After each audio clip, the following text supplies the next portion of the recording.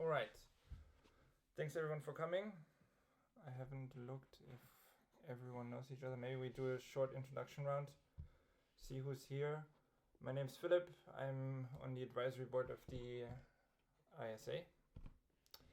And today we would like to hold a meeting concerning the development and the status of, well, slacklining as a whole, but more specifically the safety labels and their use or not use when developing or selling new equipment. Yes. I mean, and generally safety in slacklining as a whole. Yeah. You want to go next, Hai?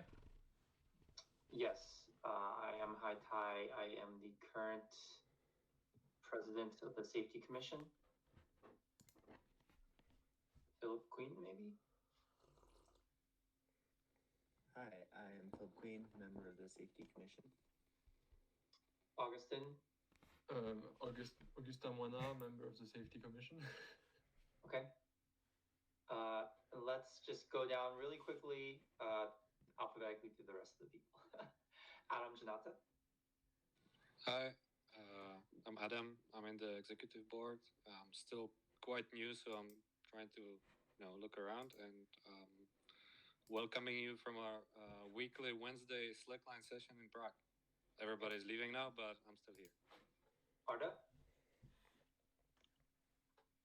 Hey everyone, I'm Arda. I'm also quite new in the Safety Commission. Okay. Eduardo?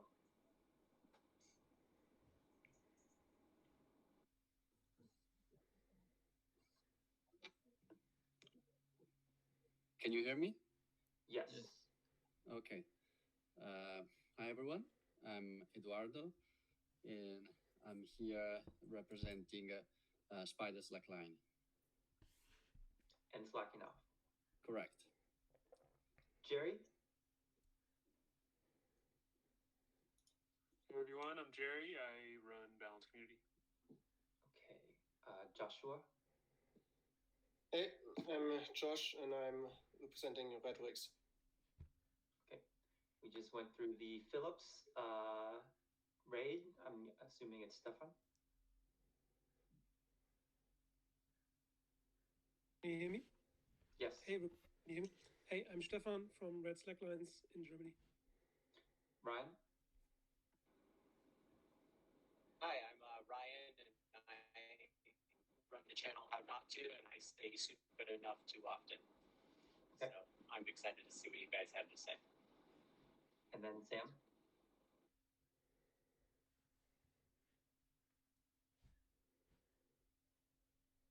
Okay, maybe his microphone is not working. Okay, should we start? Now it should be working. Sorry, first time I'm using the app, and yeah, I'm representing Selectivity. Hi guys. Hi. Okay, good introductions, everybody. Philip, do you want to start? Sure, let's start.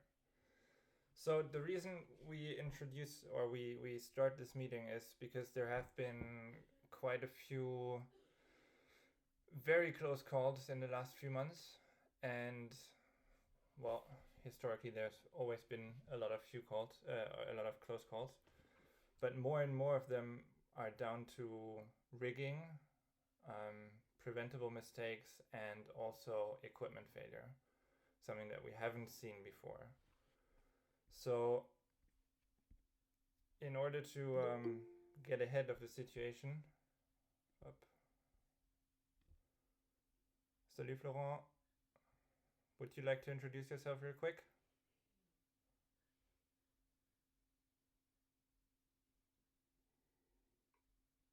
Florent? Maybe not.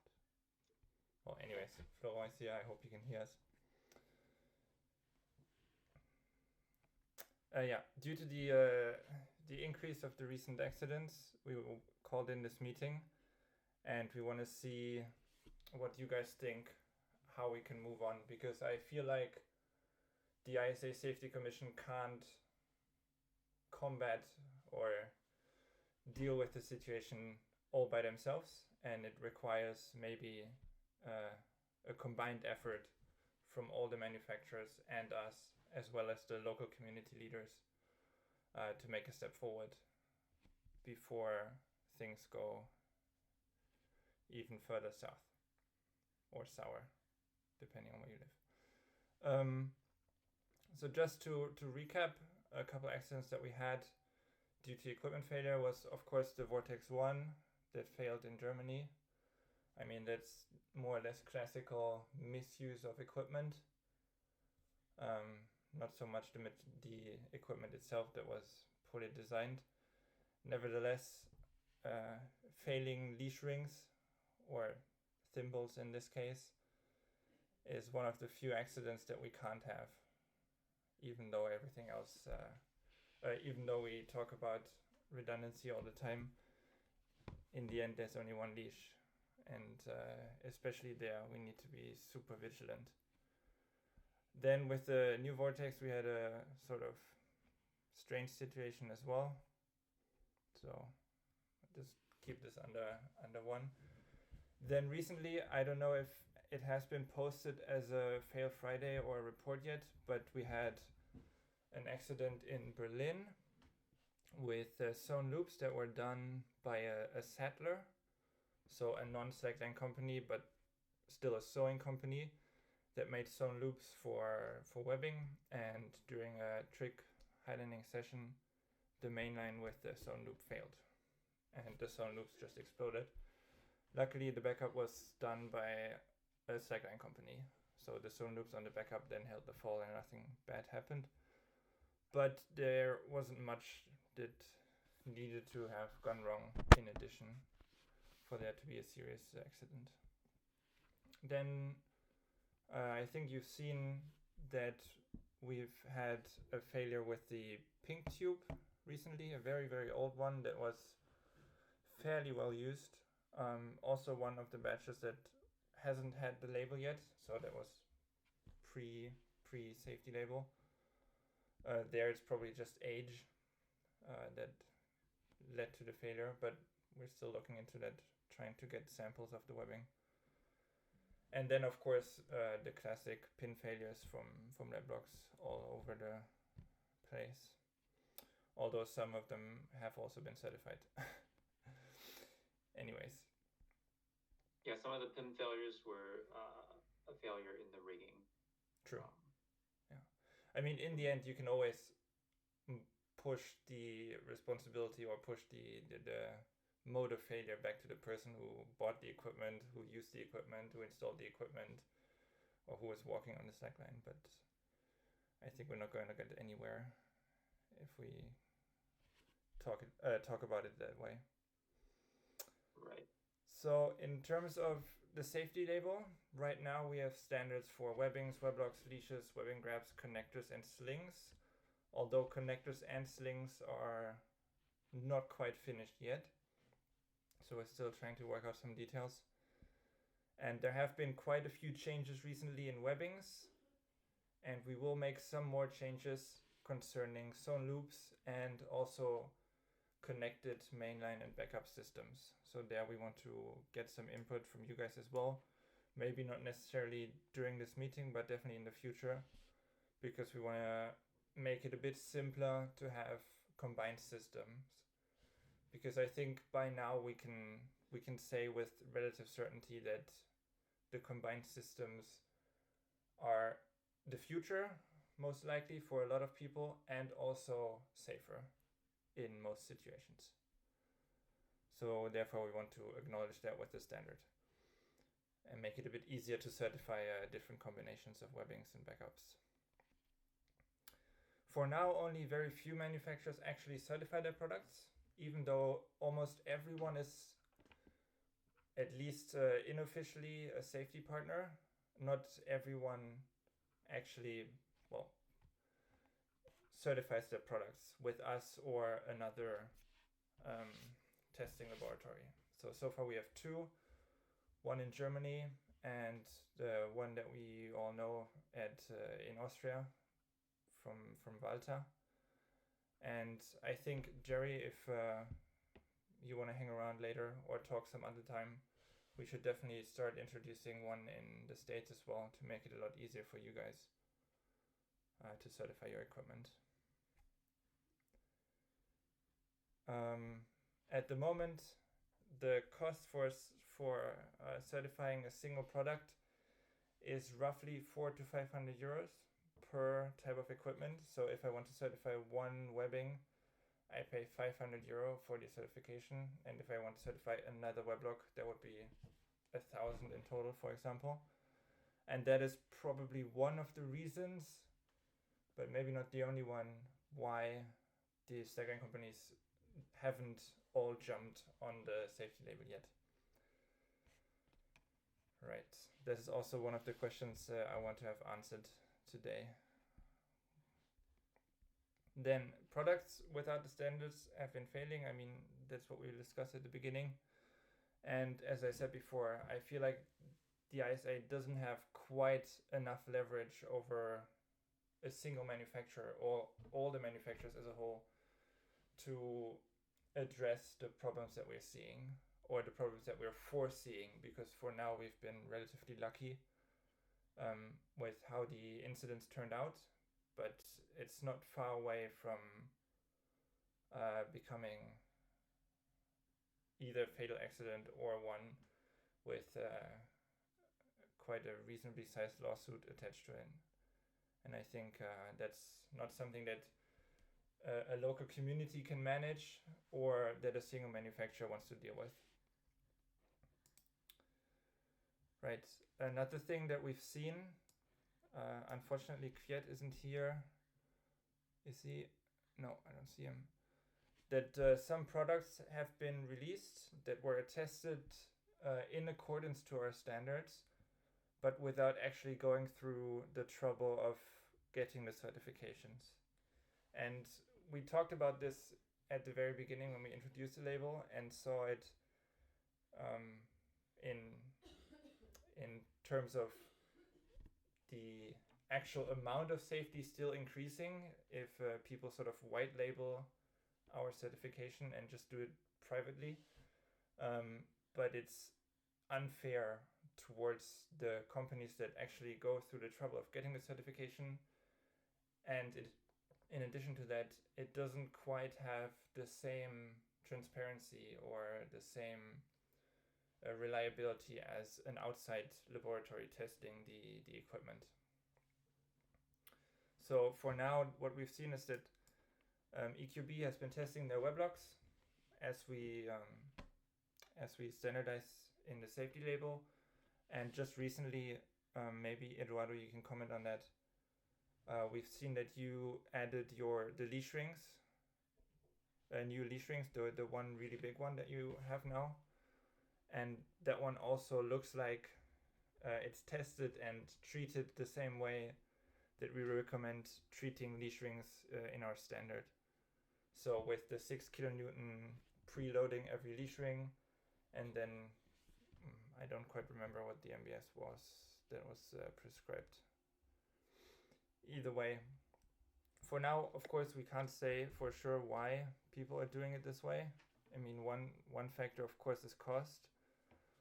Another factor is maybe to not have to deal with the results if they aren't what you expect. So if you send equipment to the testing facility and it turns out it wasn't quite as strong as you thought, and you have to change something, and that might actually be a lot more complicated if you go through an official laboratory instead of just doing it by yourself. So maybe that's something that we can discuss with everyone here. So maybe we can have just a quick, if anyone wants to have some input on that, Eduardo, you want to?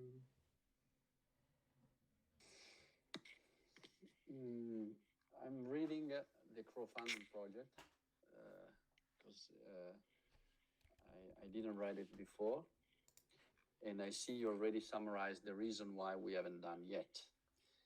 So it's a matter of too fast and rapid development changes in gear and too little batches.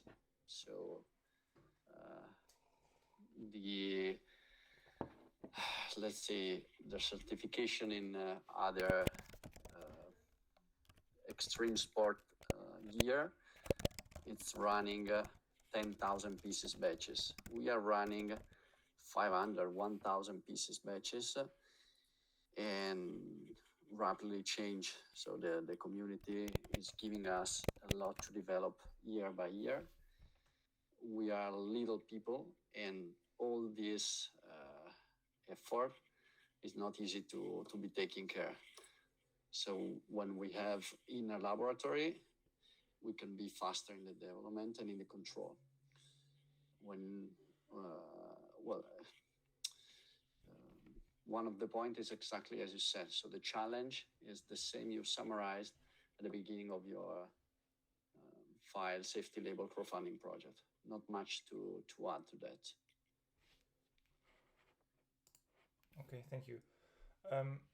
What do you think could we do, either with the Safety Commission or here as a group, to make it a bit easier for you to get the rings, especially the rings? First thing I can say is that we already have in the standards, like sometimes for newer batches there is a simplified procedure. It's not, you don't have to redo the whole testing for a new batch. Maybe we can simplify that even more. We don't want to lower the standards too much, but we can have a look at simplifying that procedure.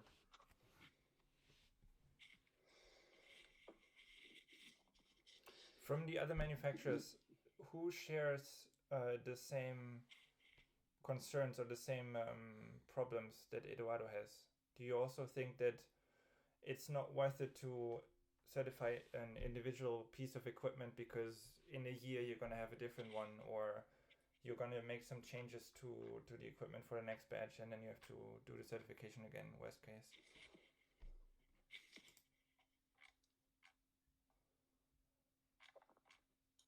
Yeah, that sounds about right. I'm in the same boat. Okay. Another remarks I can tell you is in the last year, even more, our first aim is now to give more clearly information to user about how to use gear. And no matter how much we invest, this is always not enough. And the Vortex case is clearly that kind of explanation. So we had 3 years of internal tested, our craziest trick eyeliner tested in the wrongest way possible. Nobody makes any kind of damage to the leash, and the manual is clear, and that's not enough. So if I have to invest in something, I want to invest in clear manual, clearest possible manual, into video explanation, and all these for the manufacturer is a huge effort, 4 hours at least. And I have to tell you this, guys, it's not easy, but on somehow the label of ISA approved could be used in my opinion, in a wrong way, in a more advertising way. So if you have the approved label, then you can not read the manual because it's approved. But this is my opinion, is wrong. If you are trick eyelining on a 2 kilonewton webbing, this is really risky. And this is something, as a manufacturer, I don't sleep in the night to think about some guys doing crazy stuff on a 2 kilonewton webbing. Not even, no matter if it's approved. To me, it's the reality of the fact that it's very risky to do that. And it doesn't make me safer to have the label. So 2 big points is the one, I want to invest in, inform my customer about how to use it safe, and to invest the most possible to that. And a second point is I'm afraid that the label could be used in a wrong way, more advertising way, rather than read the manual before use it. I don't know if I'm explaining myself. Yeah, it could give a false sense of security because you see, Correct. Okay, it has the ISA safety label. I'm just going to put it there and then it's safe. Correct. Yeah. And In example, my big fear is the big trick-line, the freestyle movement needs very risky webbing gear. So the incidents in future, they are gonna be in that kind of situation. And that scares me a lot. So the way people are pushing, I know it's very scary. So this is my mainly concern for how to prevent kind of a incident. So me and Florent, we talk a lot about what is right and what is wrong.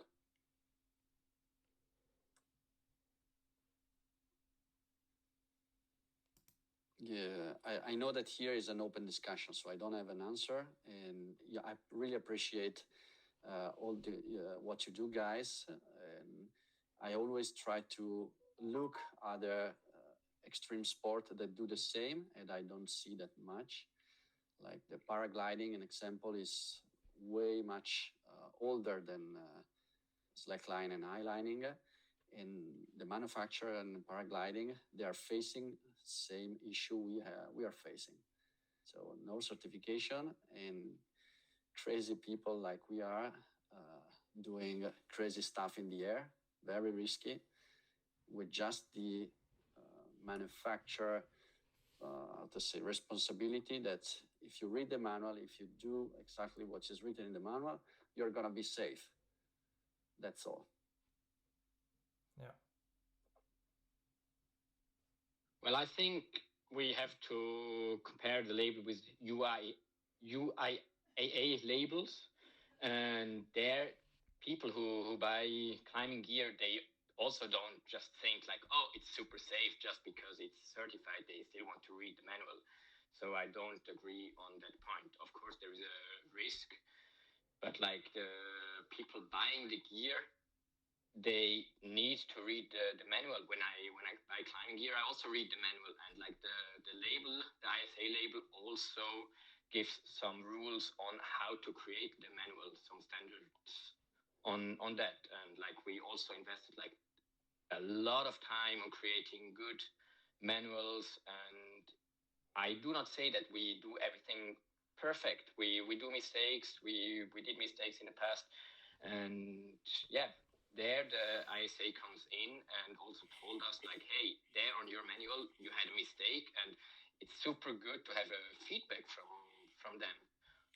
So I think we are on a really good way with the label. It just needs to find more acceptance in the companies, but also like with the customers. What I'd like to add is that I'd agree with Sam, and I'd like to say that the ISA labels state that every piece that is sold from a company has to be shipped with a manual in a printed form. So at least we as manufacturers can make sure that a person who buys a piece of gear at least gets one copy of the manual into their hands. I think this is a big advantage compared to the situation beforehand. Yeah. Do you guys think that it would make sense to have, just like we have the certified gear list with pictures and links and so on, to add the manuals there as well? So that we have the PDFs of the manual of each certified gear also always with the manual. Should we add that? I think yes. It should be there on the website. Okay.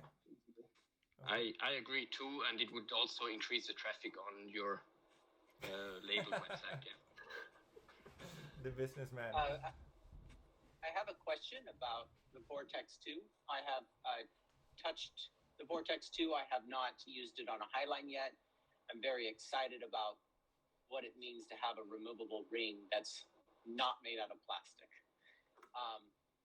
Wire gate carabiners have never shredded a rope before, and I don't believe that the Vortex in any situation could shred the actual Fremantle rope, but tubular webbing can snag, and that's what shred this situation.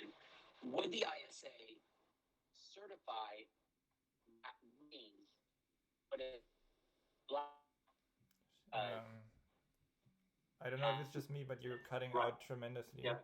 Ryan. Yeah, Ryan, your connection you're- was bad. Yeah. It was good at the beginning. Now it's better again. Try. might be Quick. in a bad spot. Is it okay? Yeah, go. Yeah. So Would your the last vortex, point. would the vortex 2 be, could it be certified by the ISA after final? Well, technically, there's no reason why it couldn't be certified, because, I mean, as long as it meets all the criteria, it should work. I haven't gone through meticulously to see if it qualifies for every single point that's in the standard, but technically there's no problem. I mean, right now, of course, we know maybe we can, for the next batch, look at how the opening mechanism works. Maybe have a slightly different nose for the gate, but there isn't anything that prohibits this kind of equipment. Yeah, I asked the only thing because it's so different than like just a closed ring. I guess you could just adapt to the technology, I assume. Yeah.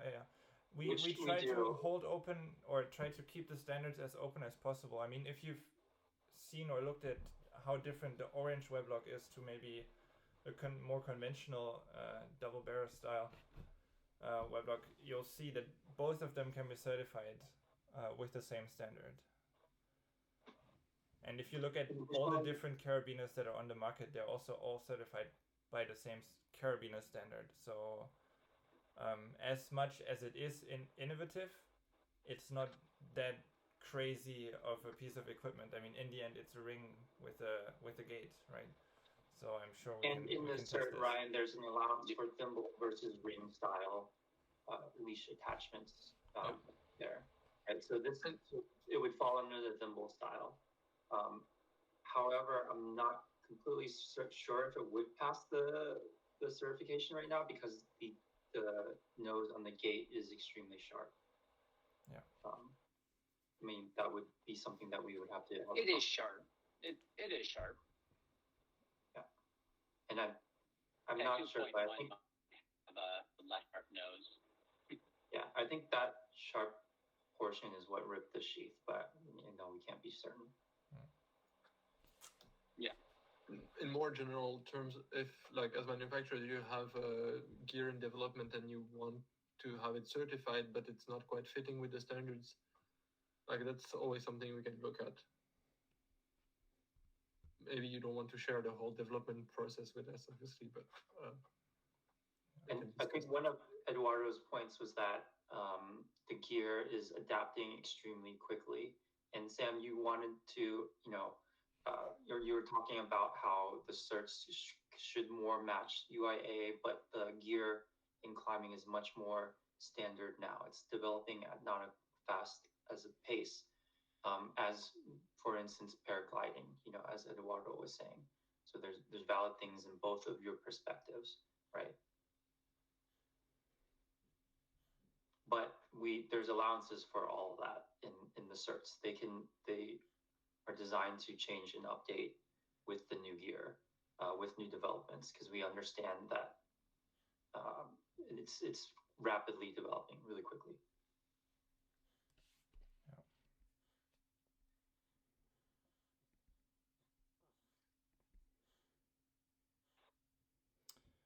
All right.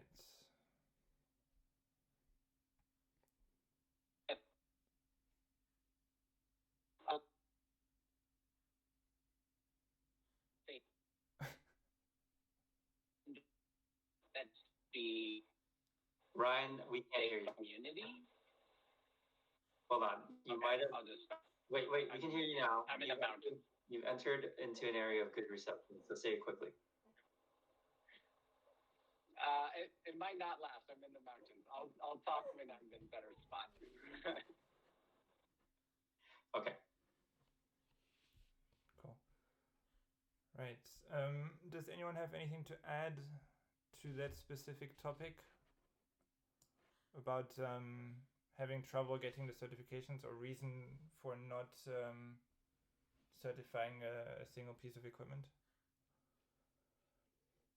I think maybe one that we haven't addressed is webbing. If you have a slackline shop and you offer 10 different types of webbing, that could easily be a couple of €1,000 or dollars or whatever money units you use, just to certify all your webbings. I think there we have to make some steps into making this easier. We already reduced the workload for actually doing the standard. We gave more parts back to the manufacturers that they can do themselves. And so there's less work to do for the laboratory, so it should cost less, but it's still fairly expensive. And just like with the rest of the equipment, webbing changes fairly often, and sometimes you don't have all that much revenue added on top of the price that you already pay, since it's fairly competitive, at least in Europe, with the webbing prices. So maybe there we can think of making it easier for you to certify your webbing, either in larger batches all together, as different manufacturers all send it in for 1 day of testing, or having one of us do the work, because right now there's a clear separation between safety commission, manufacturer, and testing laboratory. But if we said, okay, for webbing, maybe it's okay to get someone from the ISA involved to do the testing at the testing laboratory, we could potentially save quite a lot of money, because we only have to pay for the machine and not the operator, which is, well, at least half the cost normally. Maybe that's something we can look at. If webbing were less expensive to certify, would you be interested, or would you actually go through the trouble of getting the certification? Because as of now, I think only Stefan has, or at least tries to certify all of his webbings, and then Sam or Selectivity have certified a lot of theirs. But that's it. So what do the other manufacturers think? If we can maybe organize a cheaper occasion to get webbing certified, would you be interested? I think if there was like a single batch cost and then like a per unit cost as well, like you have a $500 test setup and then it's $100 or euros or whatever per webbing that you send in, I'd send all my webbings in. Okay. If it were that way, or cheaper in general. Yeah. Were those prices just made up on the spot, or do you think that's actually a reasonable price that we can aim for? I was just talking out of my brain. Yeah. But yeah, something like that, around there would be fine. Okay. Like if I had to spend $1,000 or euros or whatever to certify all my webbings, I would definitely do that. Okay, sweet.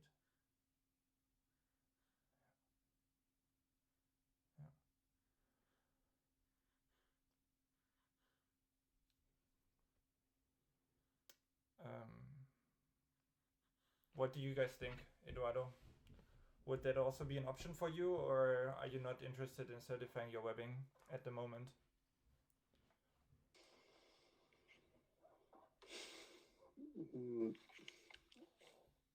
Let's say, open speaking, it's not something we have planned. Okay. I don't say I don't want ever, but is ITIs is said right. When the innovation is getting slower in a few years, then for sure we're ready. Okay. When we can think in with 1 0 more in terms of quantity, and to be sure that won't be a change quickly, or even when we are not developing anymore that much. Every time we develop a webbing, there is connected are a lot, so we have to do smaller batches. We take a lot of risk as a manufacturer. Yeah. So the ISA is doing a big job for everyone, and I want to support. But on the same time, as a manufacturer, right now, we need to select priorities. We are a little group of people with a list of activity endless. To really open speaking, it's not something I want to schedule for this year, but I'm open to take in consideration. Yeah. Thanks. So Eduardo, that sort of comes down to a question of cost and value, right? Because since you have small batches, the cost per webbing is really high because you don't know if you'll continue to produce that webbing or produce another one, right? Right. The big factor there is the cost then. Yeah. Thanks for your input. Talking about priorities, I think what we've discussed within the Safety Commission and also with some of you who brought the issue to us, there's clearly a difference between having a certified product of a type. So, for example, having a certified ring is, in our opinion, much more important than having a certified line grip, for example, right? So, taking that into account, I think, at least for us, the priority would be to at least certify all the leashrings, if possible, at some point in the future, fairly soon, hopefully, and then go from there to the other products where we say, where we see that there are issues with the non-certified products or issues concerning the use and misuse in general. So I would say leashrings maybe first, then weblogs, webbing, and then afterwards we look at the other stuff. Is that sort of reasonable for you guys as well? If we want to try and spread the label further between all the manufacturers, that maybe as a group, at least of everyone who's present now, to prioritize getting at least one type of equipment certified across all manufacturers. Do you think we have the option to push for that? Or would you be interested in helping us?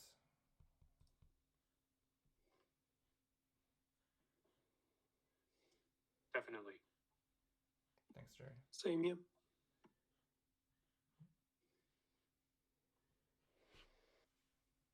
Okay.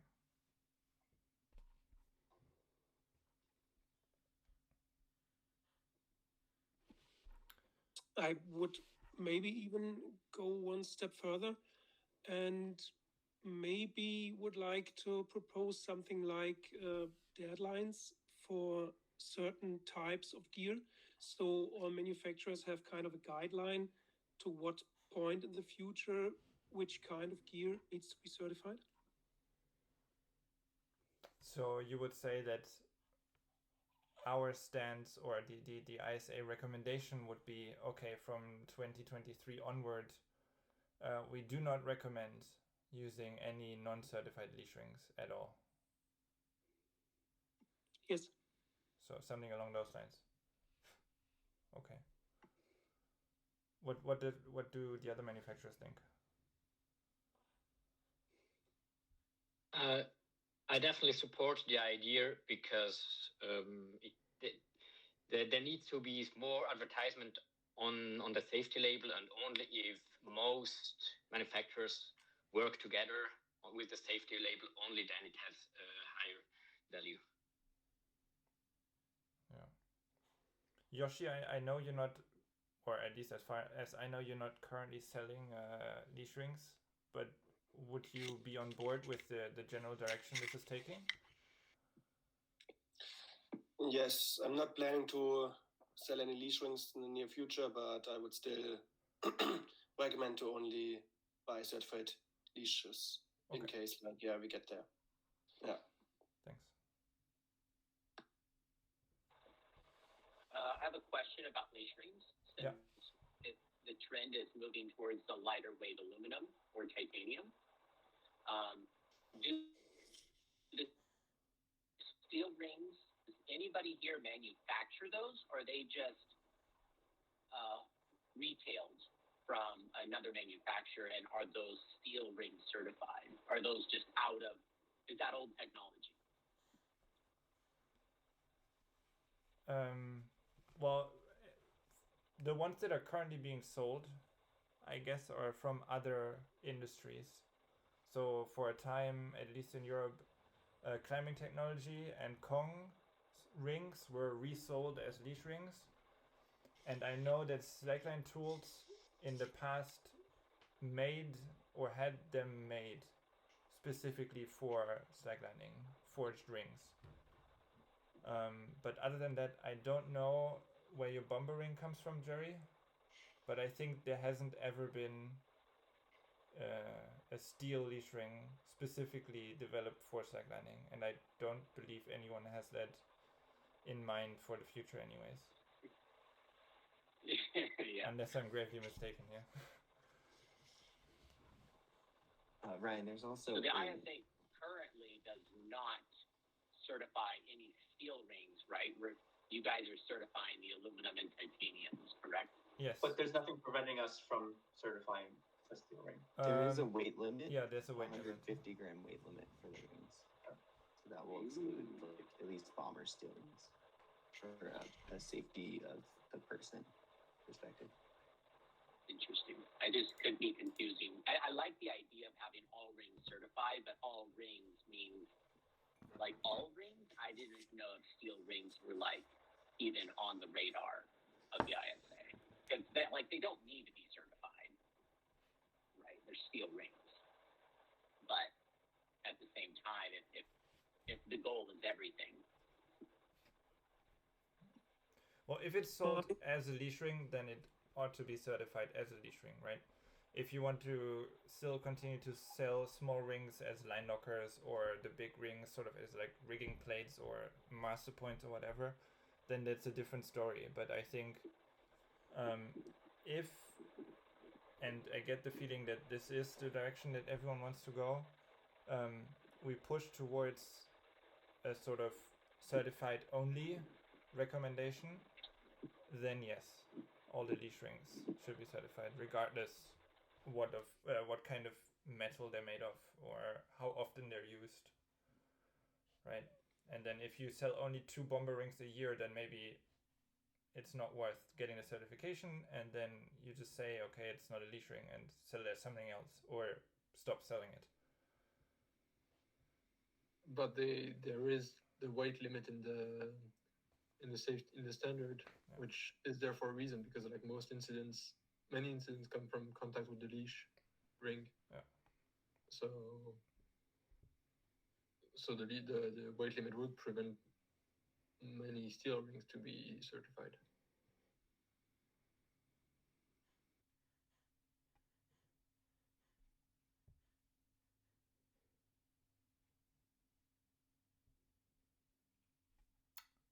Okay. How is it with like the leash rings? Because I know that with the certification, you just need 1 leash ring for highlining on them. And is there any recommendation how long to use them? Because I had like 1, but I was happy for 1 year to use like a single selectivity leash ring. But now, I mean, anyway, for freestyle, it makes sense to have 2 for a lot of reasons. And I also would not feel really comfortable anymore. And I have like the feedback for a lot of people when it was like still relatively new. It was like rigged on a big long high line as a single leash ring, and a lot of people gave me the feedback they felt not really safe with this, and they asked me a lot of times, is it safe? And they're like, yes, the ISA is saying it's safe, and I also believe it's safe. But for me, I had like my limit, like 1 year I used this, and then I double it up, and now I feel safe again. Yeah, I don't know. We've had this discussion internally a million times, I think. Yeah, I don't know if we have to move back and forth with. I mean, in the standard, you can still certify the double leash ring as a double leash ring if you want. but yes, more and more sculpted the leash rings come out. I mean, Jerry has one, Eduardo now has one, Red has one. I think they are the long-term direction for like specifically Highline made leash rings is also the single ring, right? And yeah, maybe Thomas, your comment is good. We can go check out the leash rings that we certified and some others, and maybe have someone run some cyclic tests on them. But as far as we can tell, in terms of safety, like for the individual leash fall, there's no reason to use two. But as you said, I mean, for abrasion and for comfort, two rings can always be better. Yeah. How about the issue of several manufacturers selling the exact same ring? Yeah, that's a good question. I think there we could maybe do something similar to the batch testing for not the batch testing, but the let's pile all the webbings together test. Either that or the manufacturers who all sell the same ring come to an agreement that they share the costs of certifying the ring. Because yeah, the standard aluminum ring with like the 60 millimeter in diameter, I guess they're all the same, right? So there, it could make sense to have one label that encompasses all colors, because that appears to be the only difference. No, I do not agree on that, because first of all, one company comes forward and develops a ring and tests it first. So then the other companies just like copy and have even the advantage to get a cheaper label. That's one point. And the other point is like, what if there are different producers producing the same ring, but using different alloys, or yeah, just like slight differences in the quality of the manufacturing? Like it looks the same, yes, but we are not sure that it's really the same manufacturer producing these rings. So I do not agree on it. Yeah. I think there's two different stories here. There's one that is also true for webbing. There's one manufacturer who goes through the development costs and takes the risk to make it, and then sort of a couple people follow and copy and resell the same product in a different color. But I think what Jerry was initially talking about is, for example, the Rolex is another example there, where a couple companies come together to create a single product that is shared across different manufacturers. In that case, I think if, let's say, Slackinov, Slack Mountain, and then maybe Jerry come together and say, hey, I want to develop a new hangover kind of device, together from the same manufacturer, they should be able to get one certification for the different colors. But if it is, as you said, okay, you make the ring in Taiwan, and then someone else comes, okay, calls the factory, I want to have the same ring that Selectivity sells, I heard you make them. And then of course they shouldn't also be getting your certification as well, when they're already sort of stealing the idea. That's true. It seems like pretty easy to check that. So if, Sam, if for example you got the certification for something, we wouldn't extend like a cheaper benefit to someone else without first discussing with you. Yeah.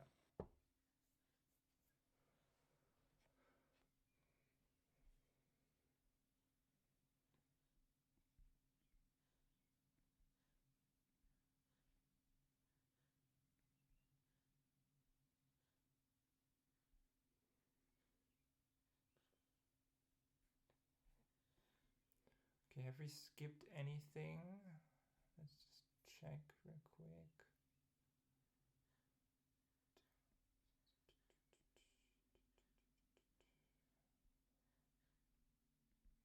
Yeah. As far as I can tell, we covered everything that was manufacturer specific. Do you guys have any further questions, inputs? on the safety label itself, i.e. the standardizing of equipment. Anything that we should keep in mind for the next weeks as we try to take the decisions that we made or the ideas that we gathered forward.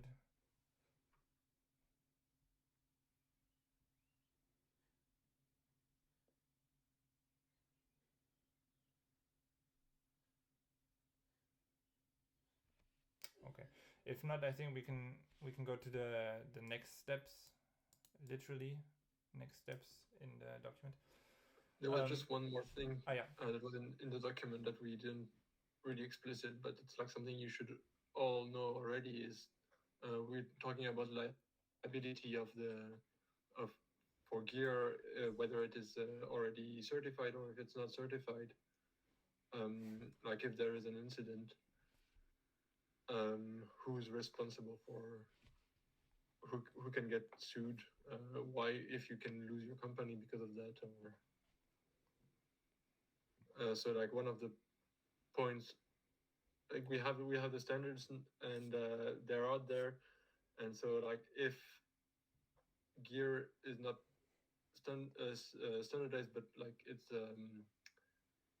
it's not certified, but it's up to the standard, then this is like one point where you'll be more likely to not have a bad case in court. But if it's not certified and it's not up to the standard, then obviously it's more tricky. So yeah, I don't know what more is there to be said on this point. It wasn't the protocol. Yeah, sorry, I totally skipped this. I think for everyone here, it should be fairly clear where the risk lies in not getting the standard or being a slackline manufacturer in general.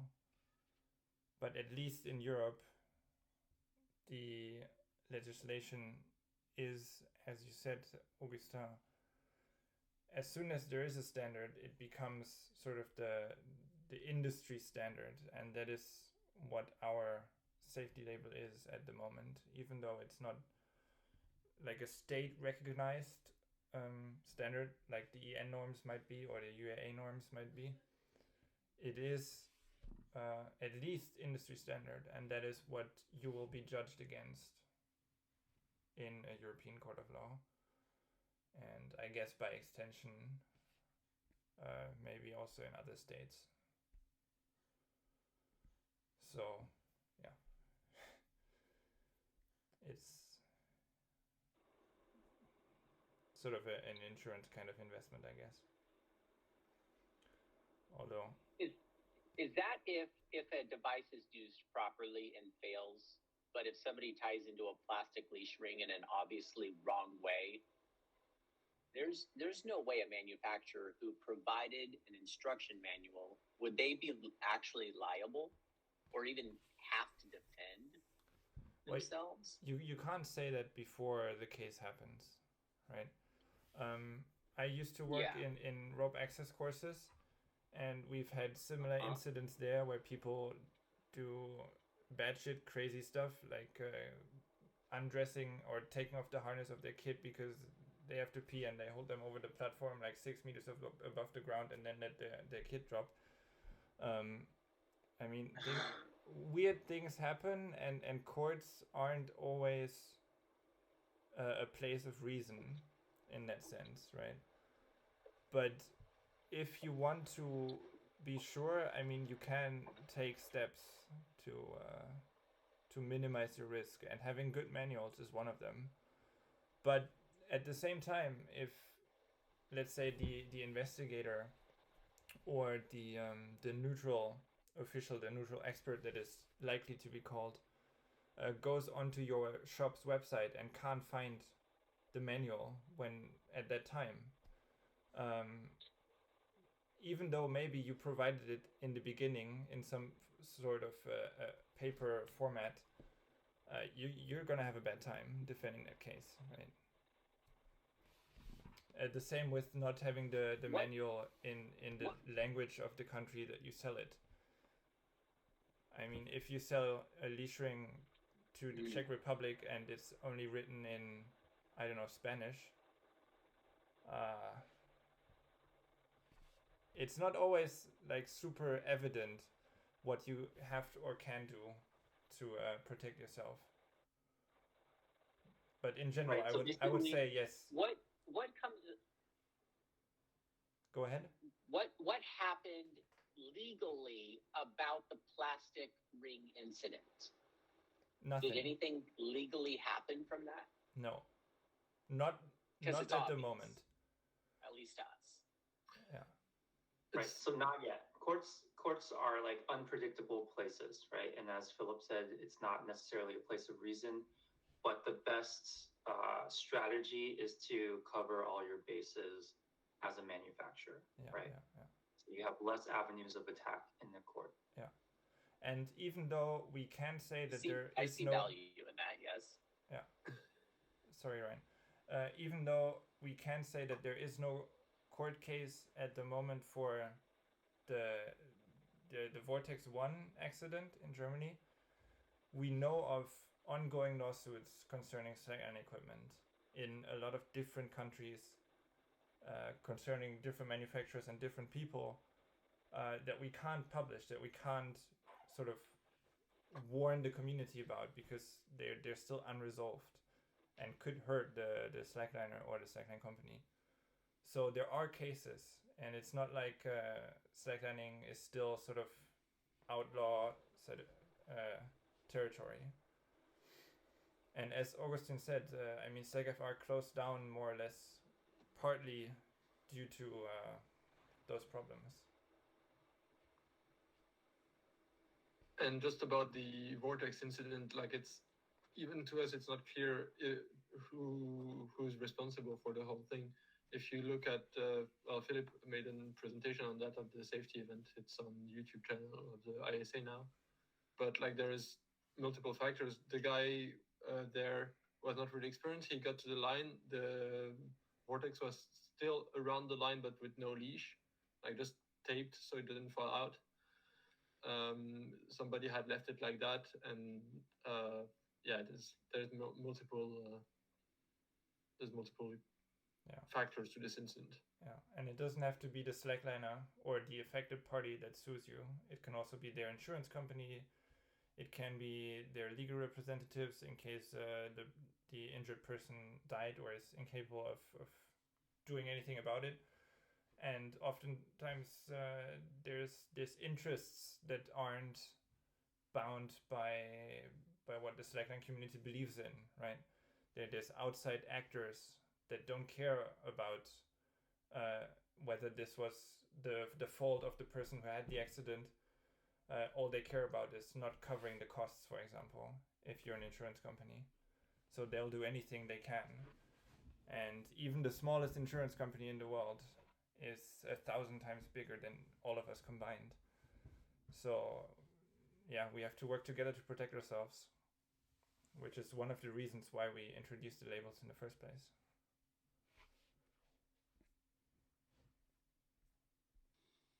Ryan, maybe to quickly answer your question about the Vortex 1, why there hasn't been a lawsuit. It's because nobody filed for a lawsuit. So in this case, the most reasonable institution would be the insurance company to file the lawsuit. And the second would be probably, let's say he would have gotten hurt worse. It would be the parents of the victim. So nobody so far has filed a lawsuit, so there hasn't been one yet. There could still be one. Yeah, I know sometimes that can take a year or more before like the Grim Reaper shows up to your door for your company. Yeah. Oh.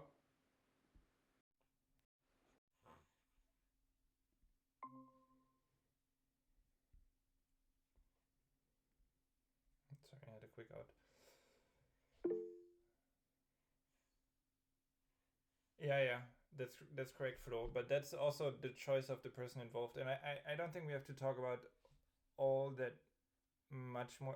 We don't have to talk about the case with more detail, because we do plan to put this video up, or at least give it to the other manufacturers. So let's honor the decision of the injured party, and yeah.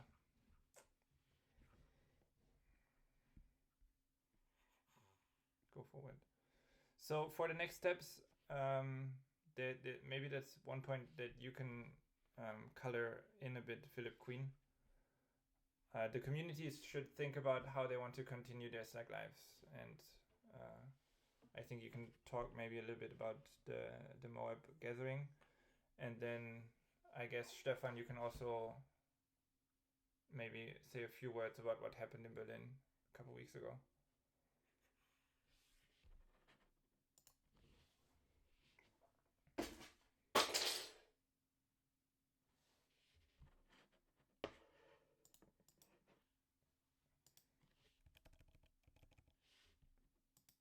Is it just me? I can't hear you.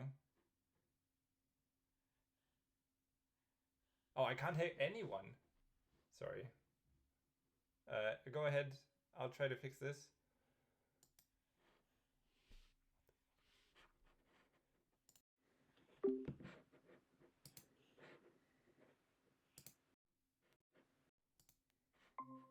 Already had one leg of a space net fail and drop a few feet onto a loose backup anchor while people were untethered in the net.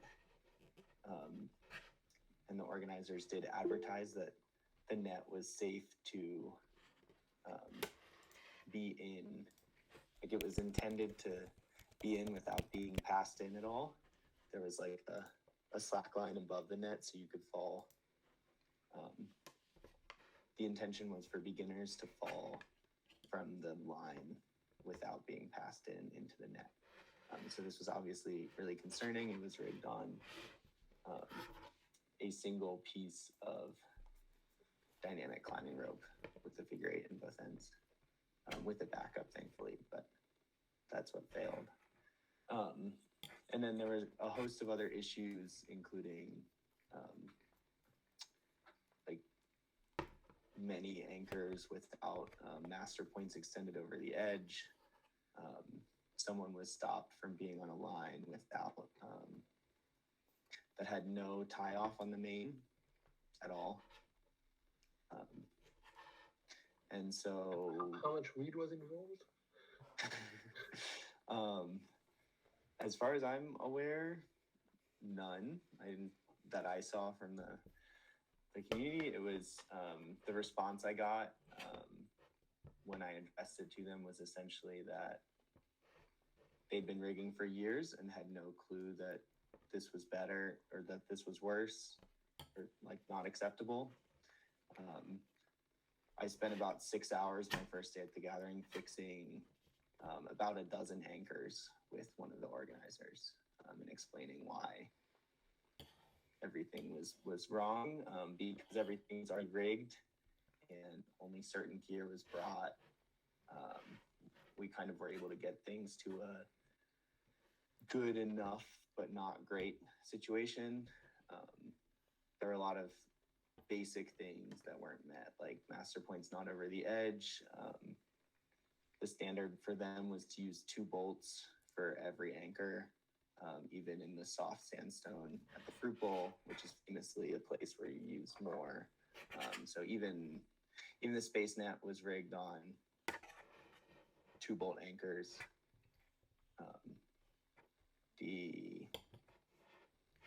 I'm trying to think of anything else. Just generally, there were a lot of very basic principles that were missed.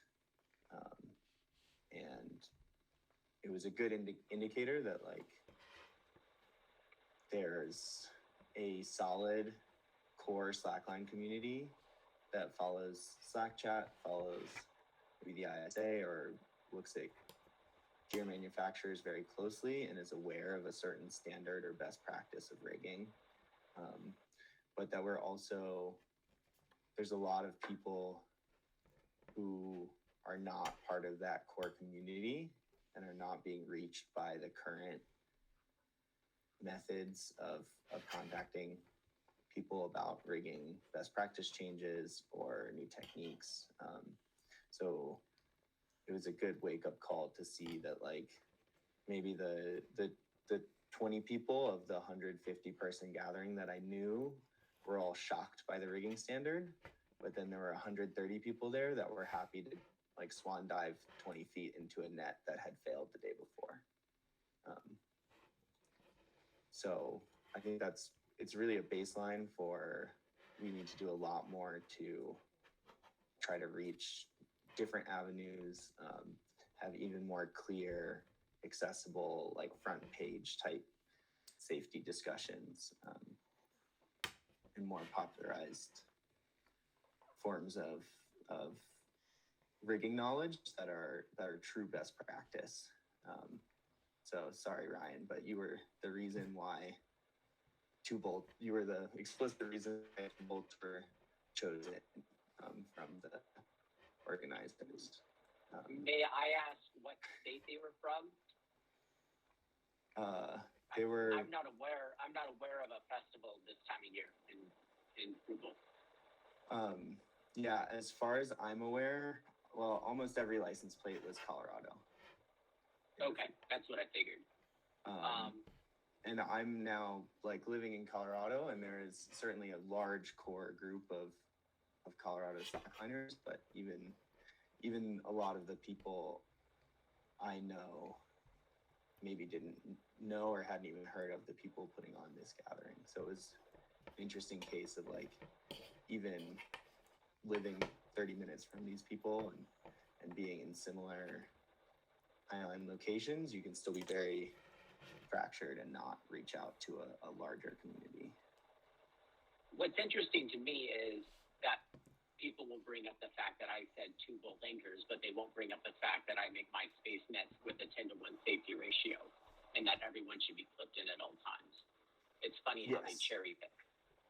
Yes. I still believe 2-bolt anchors, even if the proof bolt is super safe enough, way more than the risk of the master point not being over the edge. Like, that's horrible, right? Or not being clipped in on a space net. Our midline or our high line inside of the big GGBY net, you were always tied into that. At no point should anybody ever be on a net not attached. That's crazy. That's crazy. So, that you have a wild festival going on there. Not necessarily an attack on you, Ryan, but actually criticism of both the ISA's approach, maybe, and also your approach, Ryan. Right? Like, we have not continued to reach out in the avenues that people receive them in, and we have also not continued to promote these very basic best practices, oftentimes under the assumption that people should know them. But of course, as the sport grows and expands, there's going to be more and more people who are not embedded in the places where we speak out, or the knowledge that we expect to be that we take for granted, right? So I think maybe something to take away from this is we need to go over the basics continuously and loudly. I agree. It's honestly been a long time since I made a basic bitch highline video, because obviously that's not as interesting to me, right, as I've evolved. But I do believe, like, I still want to make highline videos, and hearing that makes me want to keep the information fresh, because I can reach so much of like the YouTube-based community, right? Whoever lives on YouTube to learn stuff, which is not every slackliner. Right, and there's ways to make it fresh. I mean, we've been trying with Fail Fridays, right? We go over different failure scenarios and try and restate the basic principles or the things that failed. And that's like maybe one approach that you could use too. I think for the Safety Commission generally, we should attempt to, I guess, reach out in more avenues other than the avenues we've been putting information. Phil, do you have any other good thoughts?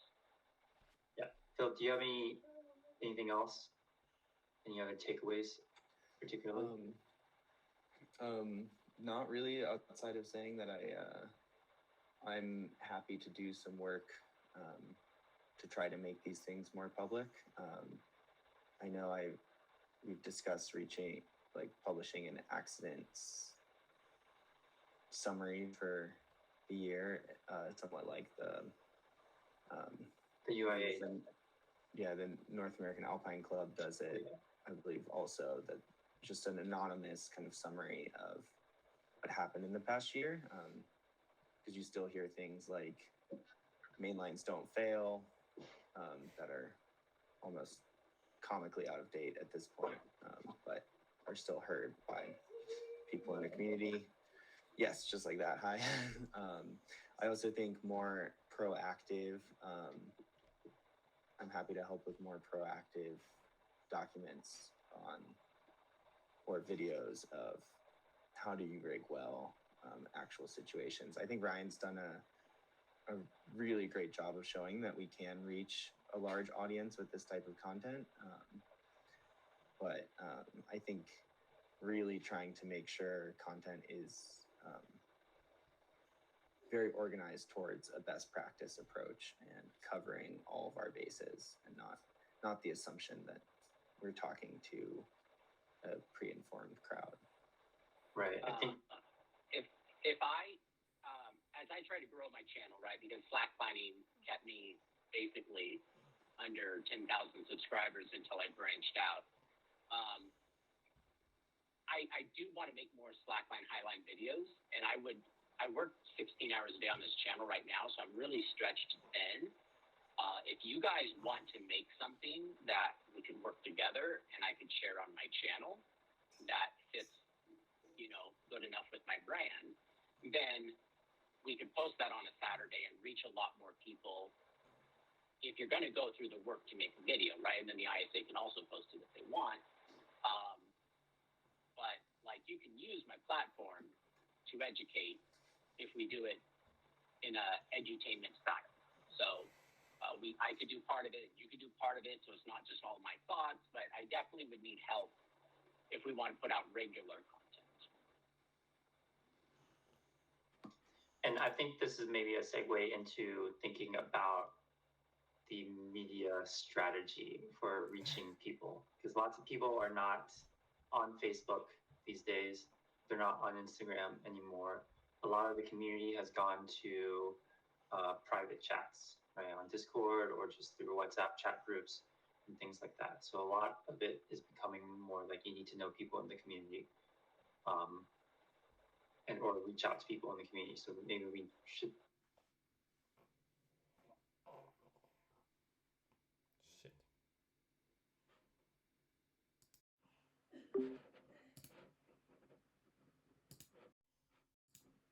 Has a good title, good thumbnail, and it meets all that social media requirements that get shared. It gets shared in a lot of those private groups. Okay. If it's too blasé, too boring, and too generic, it's not as likely to get shared.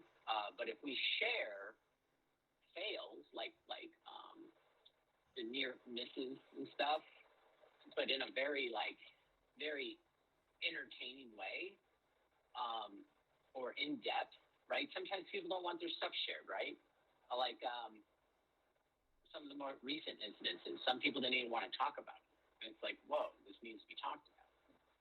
It's really hard to make videos when it's like that, but it just needs to be really interesting for people. It's really hard to be entertaining all the time.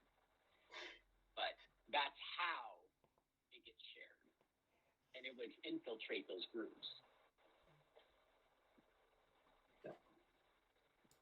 Yeah, that's also my experience from being in Colombia. There have been also often being videos, or a lot of ISA posts actually shared in the private WhatsApp groups. So that's working. That's surprisingly, but yeah, that's actually working. And yeah, I mean, still knowledge is not there that much, and has to be teached a lot of things.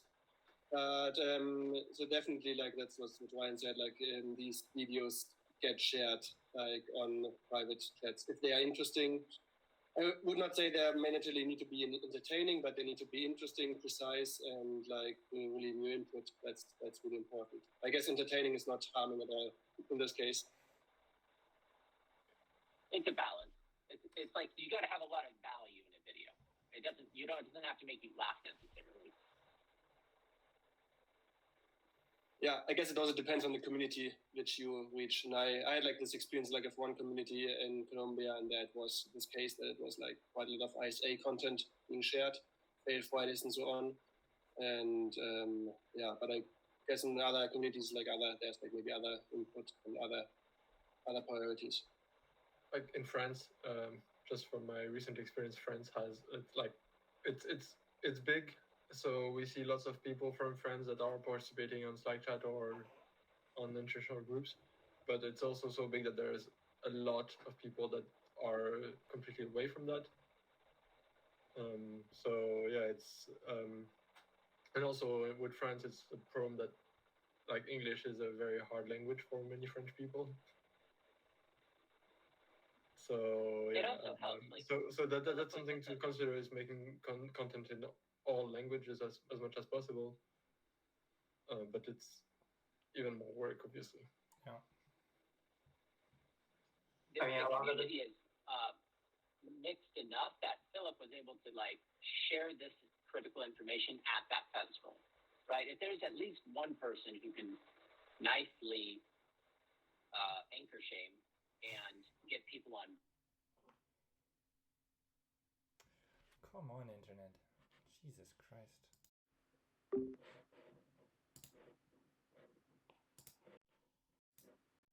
People at the gathering who tried and weren't willing to commit 6 hours of their 3-day festival to doing that work.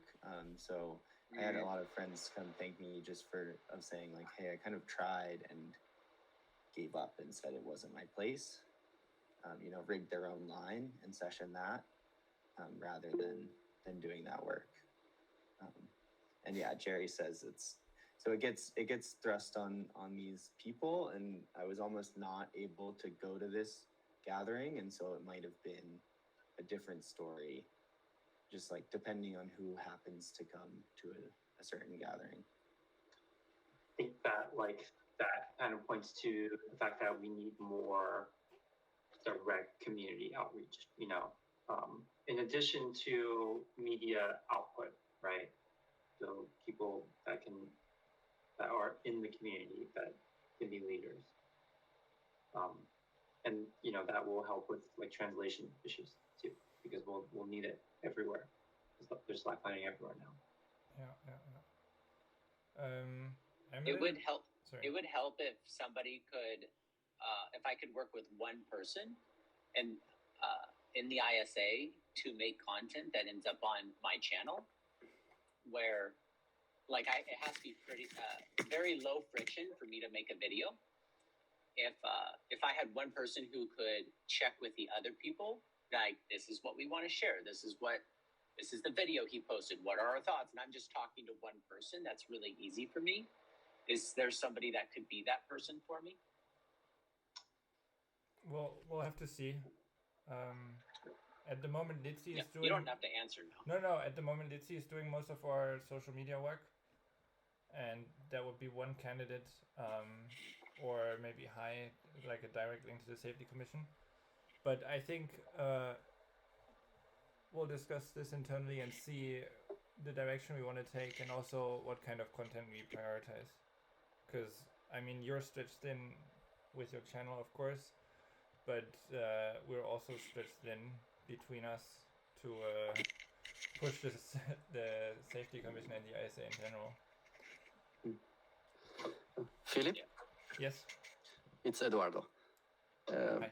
I don't know if you have 3 minutes time, or I would like to share with you just some ideas.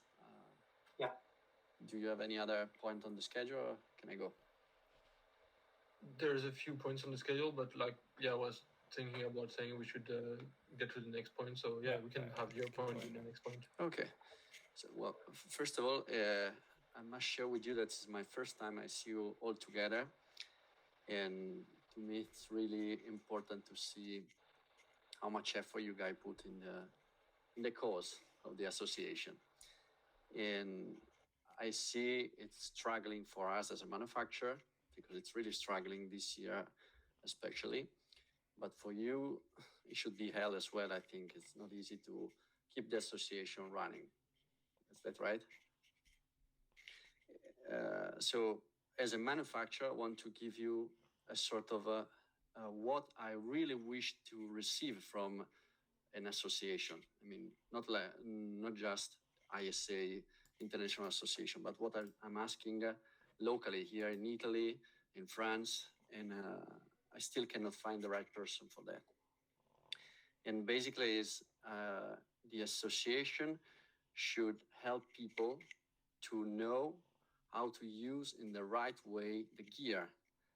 So what I'm trying to explain to you is that your big goal should be to focus on creating the standard on how to use gear properly. And in this way, as a manufacturer, I really would contribute to ISA because the gear of me as a manufacturer are explained on how to use it in ISA video, in ISA standard. So the labels is not connected to a product, especially since we all are manufacturers that do not manufacture. So we look for third-party manufacturer. So you're not certifying us, you're certifying third-party people. And we also have to trust the third-party supplier for 90% of the gear we manufacture. So that's why the label connected to product, it's really hard for us to believe in it. But if you create a sort of a standard on how to use the gear properly and how to become a rigger. So if you have a course related to how to become an official rigger from ISA, then as a manufacturer, I will help you to sell these kind of courses because I'm happy as a manufacturer.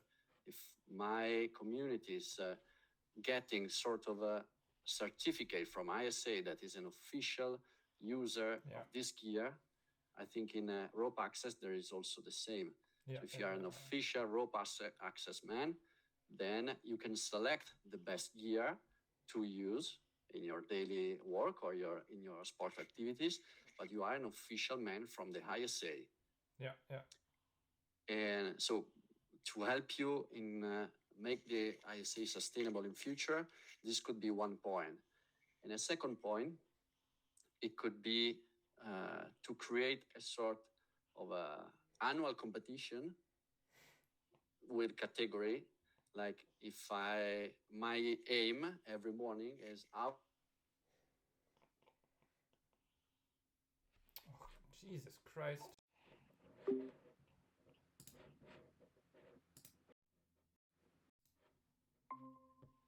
Can you hear me again? Yes, I can hear you. Okay. So as a manufacturer, my aim is to make the nicer and better product every year.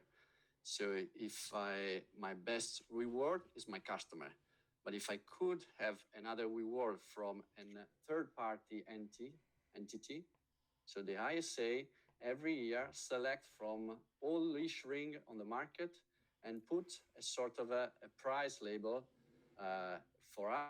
This is the best for this way, this way, this way. And we suggest to using this kind of model. This is just a proposal to give you some idea about what we really do. We want to have the best gear, and who is the third party that is saying? If we just pay, no matter how much money for having the tag, this is not stimulating me to doing better. Considering two ideas on the table just for you guys to think about. And to have my full commitment, this could be two ideas that really engage me a lot. So you would have something like this is the safest weblog on the market, or no, it doesn't matter. Like when you have, I don't know, in the car industry, there are sort of different category, and there are entity that are putting a sort of a price label for this year. The best car for 5 people in this wage in this weight or this size is the Renault. Okay, so like this is the best, like this is what I was saying. This is the best weblog for best pulling efficiency and category of below 100 euros. And as a manufacturer, we could only take part of the competition if we paid the annual fee to the ISA. So as a manufacturer, yes, I would contribute with an annual fee just to have my product review, a sort of that. Yeah. So for you, you have a sort of annual income to sustain your work. And for us, it's not a huge money, and I want to support your cause. So I'm happy to give some money to this kind of activity. Yeah. Okay. Well, concerning your first point, there is already a rigor certification. There's one going on right now, actually, in Australia. Wait, what time is it? Yeah, right now. And there's going to be 5 or 6 more this year. But if you say that you'd be interested in helping us out, for sure we should have more in France and Italy to reach more of the local community. So far, I think we have about 100 riggers, maybe 80, and 360 instructors. Last time I checked, it was 85 certified riggers. Yeah. And then there's 20 more from Australia. Just like we tried to have one certification at CCHF last year, but there were not enough people who registered for it. Maybe we had bad communication. It was bad communication on our side. Yeah, it was also a question of timing because it was before even the ring started, so not a lot of people had time for everything. But yes, of course, we should have more certifications, and maybe not only sort of the top level rigger certification, but definitely also more workshops to get people into highlining or rigging safely. And maybe like courses, or also that's one thing with video content about how to rig a line, or just maybe just video content of anchor inspection, something like this would be easy to make and quite. Yeah. I intend to make because I did the Highlining 101 course. I want to do a Highline anchor, Highline rigging course. And I definitely don't want just my ideas in there, but I'm going to put the whole thing together. I'd like to send it to not just the social media person of the ISA, but maybe the core or everyone, or not just the ISA, but have like all the OGs look it over and just kind of give me their thoughts on, no, I don't like this, or hey, you forgot about this awesome way to do this, because I really want it to be holistic. Otherwise, it's too one-sided. And I'm not trying to do that. But I would like to make a Highline course that would supplement and not contradict your certification for rigging information. Yeah, that'd be great. So, all that information we've tried to capture in the rigger cert. However, the rigger cert is a certification and not an educational course. Mine would kind of be like if you watch the videos, you'd probably pass, but it's not the official educational side, right? Something like that. We have been, specifically me, I've been thinking about putting together a rigger class rather than the rigger cert, which would cover everything in the rigger cert, such that at the end of the class, you should be able to pass the rigger cert. Because I think there's a lot of desire for that from the community to be able to cover all those topics in a firsthand manner. So Ryan, you can actually look at everything that's prerequisite in the rigger cert for certification. It's on the ISA website, and that would help you and jumpstart what you want to cover. I would look at that as I create the content, and then I would have you guys look at it. I just can't change a video. That's my only problem. So I would run it, the final thing by you before I hit publish.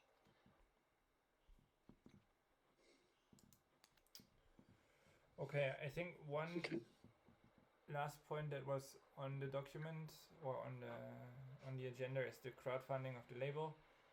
Thomas, are you still here? Do you just want to quickly introduce this?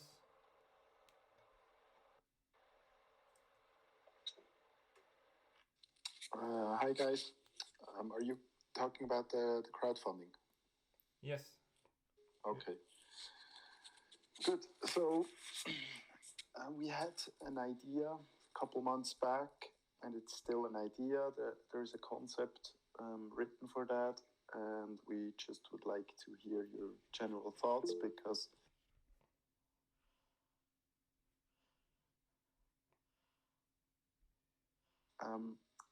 basically one of the core problems that we're talked about today is financing the labels, especially for the amount of products out there that could be certified. I tried to count them. I got up to about 70 products which potentially could receive the label, but are not certified right now. And so instead of going like the classic way that we have been doing so far, one idea we had was to basically crowdfund the labels. What this would mean is that all the there would be like a pre-contract with you guys who want to have your gear certified. We would only pick gear that could be certified, just from our knowledge so far. And we would list it on one crowdfunding page, which is not defined yet. Probably would be a page of our own, so we could really like benchmark it how we want it. The way it would work is that basically you have all the gear that potentially can be certified listed on this page, and as a slackliner, you have this piece of equipment. It could also actually be equipment from the past, like the classic would be like AVL4 or something like that. So it could be recent equipment, past equipment, or just equipment that is getting on the market now.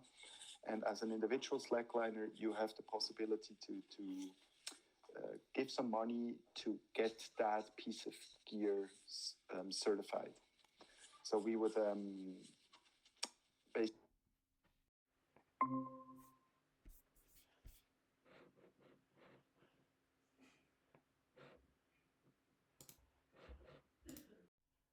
would stay on this web page until these 600 euros for that piece of equipment are reached, and then it could get certified at a later time, like as a batch certification with several other pieces of equipment.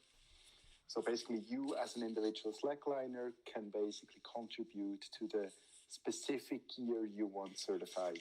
So it's a totally different approach of like the classic way of manufacturers certifying the gear on their own cost and so on. But it would be a way to also get basically the individuals involved in certifying that gear that they want certified. Right. So there's lots of nitty-gritty details in there, which we have written out in the concept. There's some controversial parts, obviously, about it. We already have certified gear. This is paid by the manufacturers and so on. So this is all kind of covered in this concept. And also as a motivation for the individual paying towards the certification of a piece of equipment, there has to probably be some perks for it. So one thing we thought about is that from these, let's say, 500-600 euros that you crowdfund for a piece of equipment, a part of that money that is crowdfunded actually goes back to the people that spend some money, let's say, for some vouchers for the shop of this manufacturer that he supported with his crowdfunding. Okay, so that's the basic idea. I don't want to keep on talking about that, but just that you got the basic idea, and I would like to just hear some general thoughts and comments from the manufacturer side towards like a new approach of getting larger amounts of gear certified through a crowdfunding approach.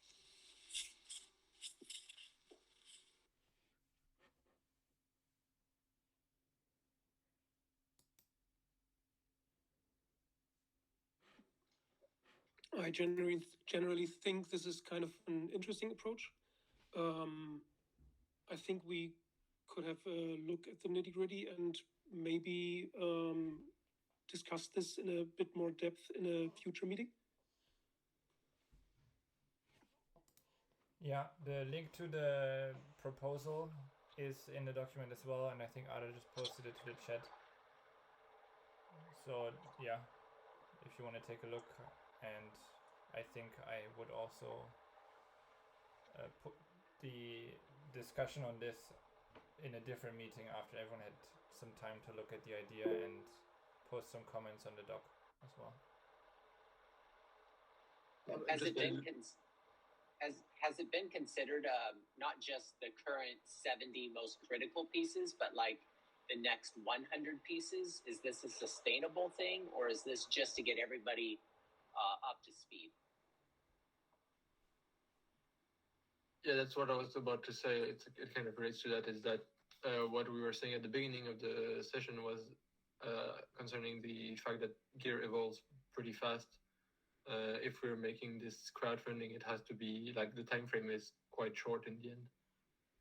Because if you're changing the design of your weblog after a year, then the crowdfunding from the year before is a bit useless. But except for those pieces that have already been sold, right? So it wouldn't be useless necessarily. I mean, it would still have value in the community. It's also worth targeting for crowdfunding things that seem most likely to not change for a long time. So, like for example, leashrings seem to be getting to a point where they won't be changing too much for a long time. We still see webbings that are quite old, things like that are not old but have been sold for quite a long time. So there's certainly cases where that investment seems clearly worth it based on even how much slacklining has changed in the last 4 years or so. And it could potentially be an adaptable concept too, right? Like you could, I don't know, it could become a platform for like manufacturers to put their upcoming gear on, and you know, I don't know, there's other precedents of like community funding where like each dollar represents a ticket in a raffle for getting that piece of gear or something like that.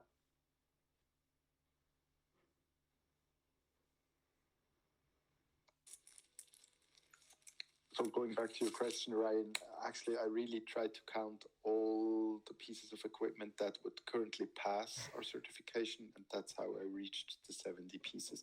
I'm sure there's more, there's maybe 20, 30 more, but there's not 100 more pieces that would pass. I was just thinking like over a 10-year time frame. If you guys would, like, is there a sustainable model where if everything's certified, then you're like the only naked person in the room if you don't have something certified, and then so now you have the momentum like the UIAA does, or if it's always going to be a crowdfunded system?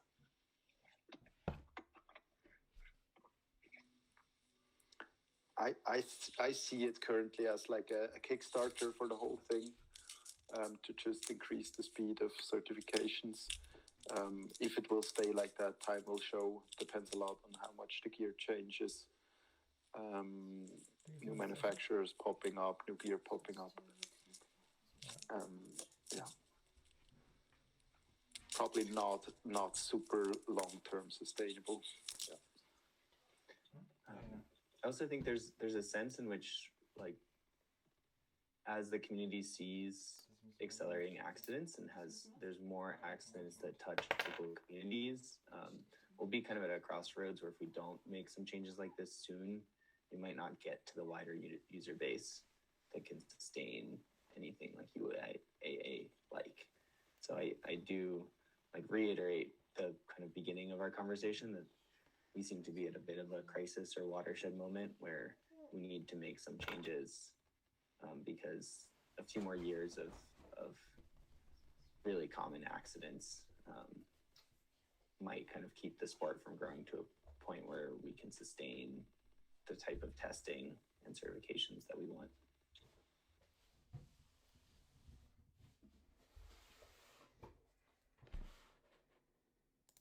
Yeah, I think you bring up a good point, Philip. even though we've been doing this for quite a while with the standards now, it is time to act and push the ideas that we've discussed here. So if it is the deadline for the leashrings, for example, or the next steps with social media outreach, I think we have to get moving as quickly as possible, because otherwise we're just gonna have more accident reports to publish.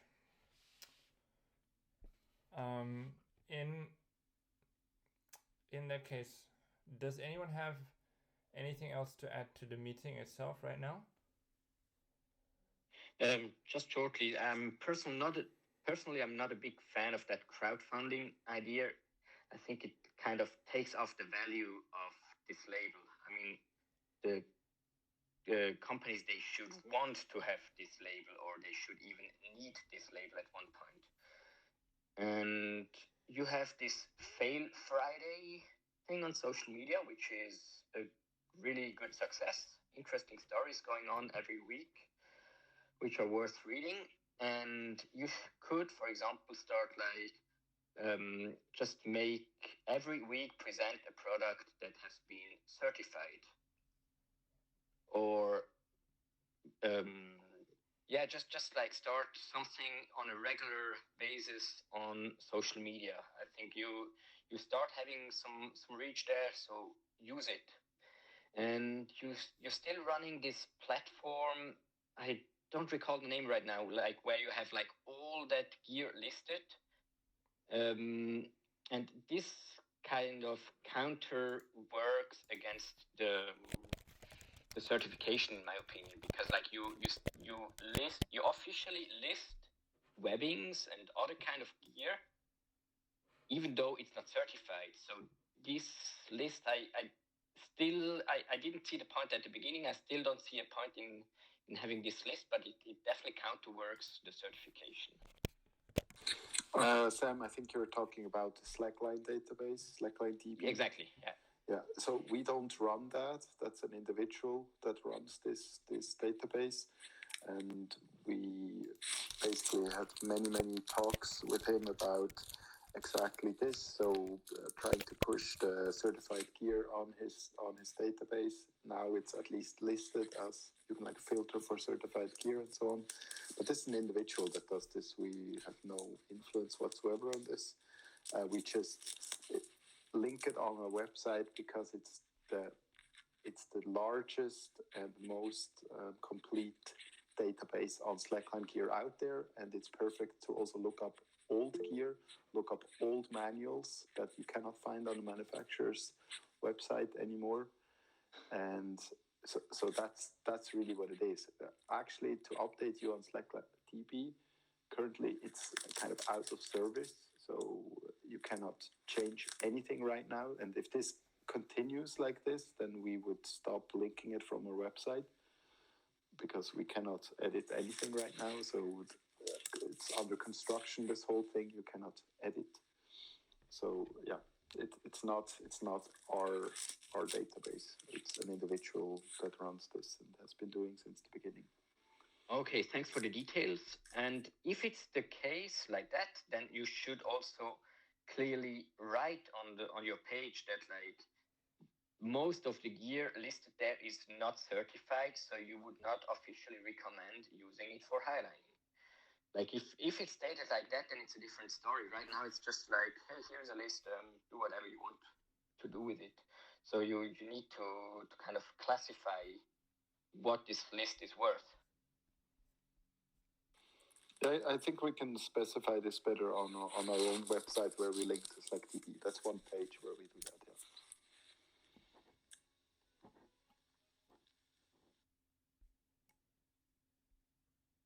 I like the idea of having, rigging videos and gear highlight videos and maybe combining them into one as a way to both highlight certified gear and go over the basics of using gear, as Eduardo suggested. So maybe that's something we can work on as well, in addition to like the Fail Fridays, right? Yeah. we'll just have to see how we go about making this sort of neutral to all the manufacturers that have Right, certified equipment. That's the main concern, is that we're independent and we're not picking favorites. Yeah. That's also why there's no reviews on our page, Eduardo. As you said before, having like a contest on who has the nicest weblog, it's tempting, and I think it would create a lot of valuable discussion. It's hard because the point of the ISA, or at least the point of the labels, is to be impartial. That, in my opinion, that's more something for maybe like a journal of Highline or yeah, like some press thing that just does articles, maybe shares someone, but that would have to be independent from the ISA. Also, Eduardo, there is no other international federation, especially not one that gives out labels, that would do such a classification of gear and kind of point out like the best of something. I mean, what Sam said is something different, like post a certified piece of gear every other week and just have all the gear on the list posted once. But even that, from experience, is very controversial within the community, because for them it looks like we're picking favorites, right? Because they don't understand the process behind it.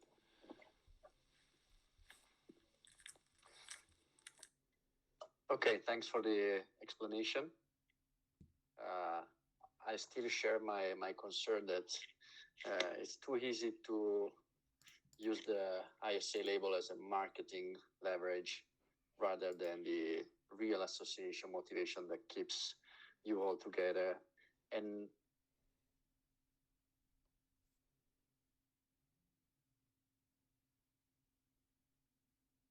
Am I the only one who lost the sound?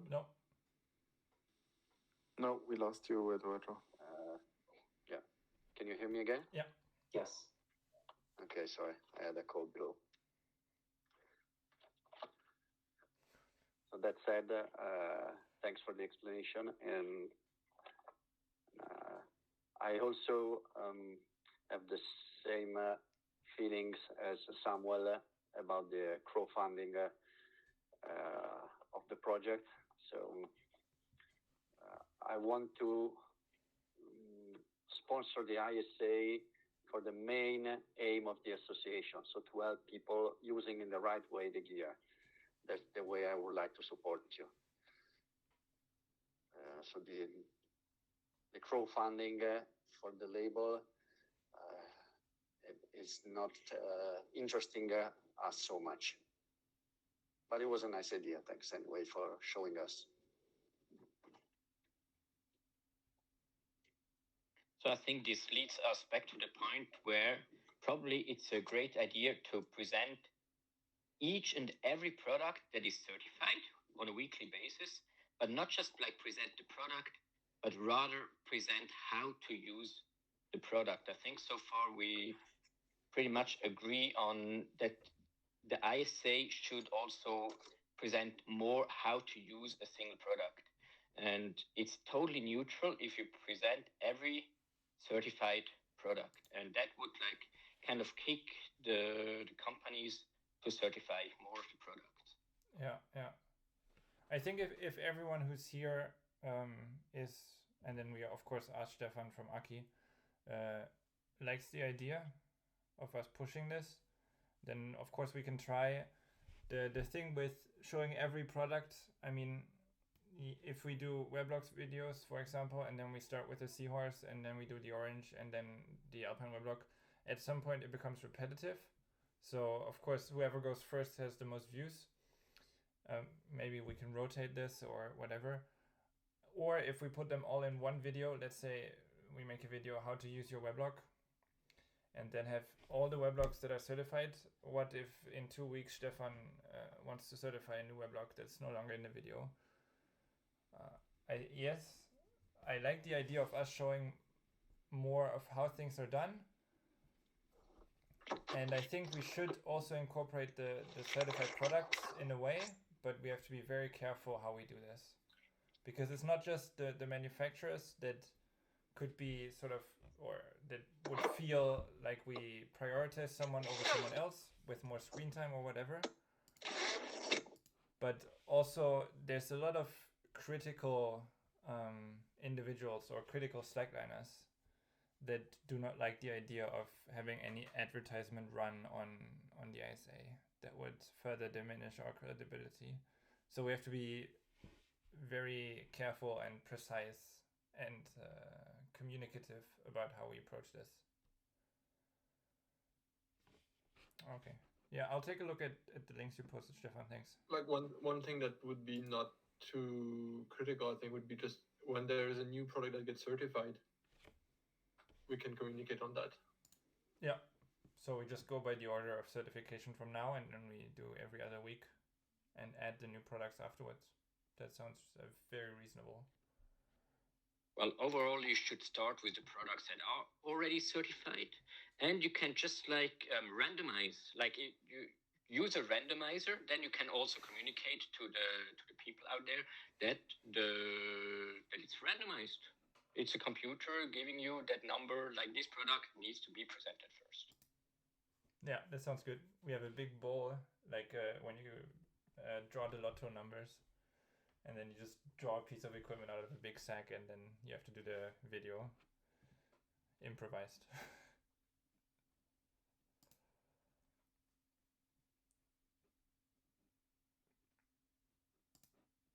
Okay, sweet. I think for me, we discussed everything that needs discussing now in this group.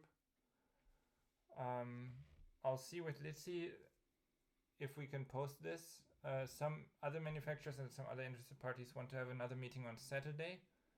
So we'll send them the video and the document and see if they want to have a short call anyways. Everyone okay here with this going onto our YouTube channel, maybe in a slightly shortened manner? Or have it accessible through Facebook or whatever platform.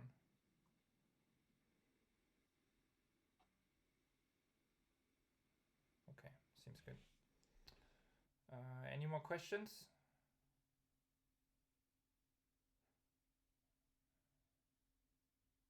No. I have one question towards everyone in a sense. Stefan, you mentioned this a couple times to me, and I've heard this from other manufacturers as well.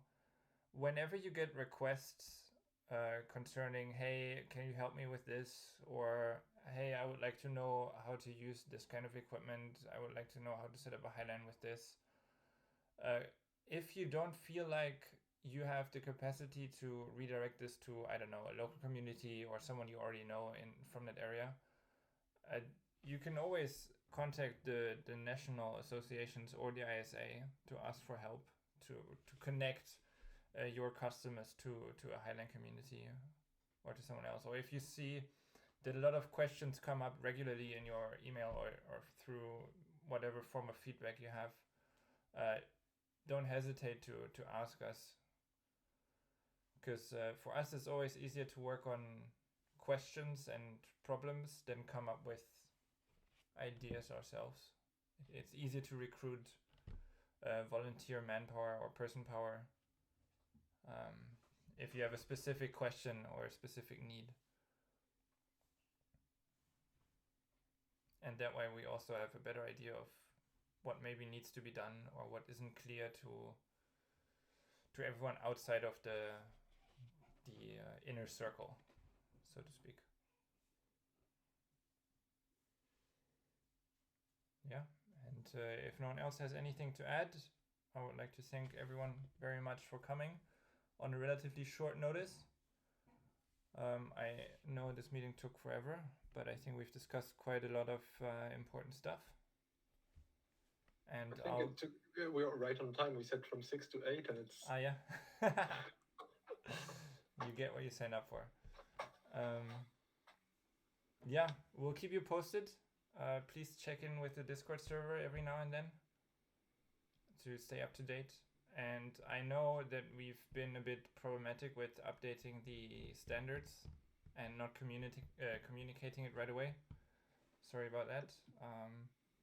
We'll try to get this in order.